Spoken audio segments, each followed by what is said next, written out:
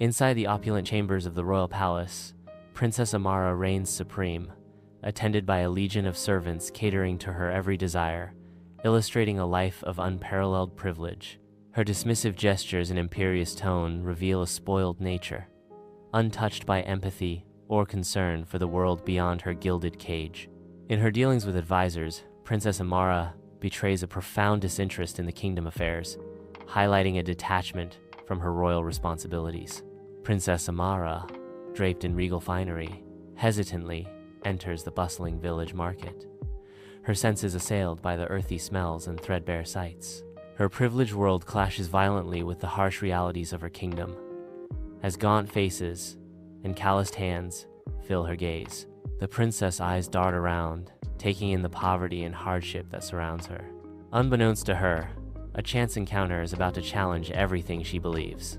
In the depths of the royal dungeon, Princess Amara, stripped of title and privilege, confronts the harsh reality of her defiance.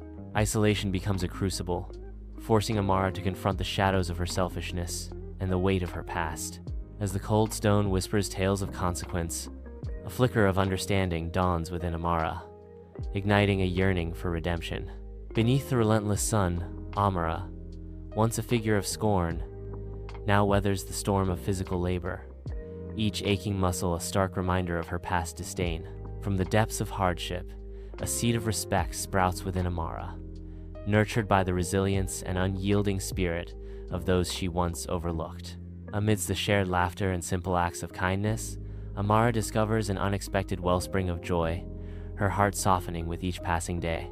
Years later, Amara, transformed, returns to the royal palace, no longer a princess, but a respected leader, an advocate for the common people. With unwavering resolve, she uses her influence to enact reforms, dedicating herself to improving the lives of her former subjects, a testament to her profound transformation.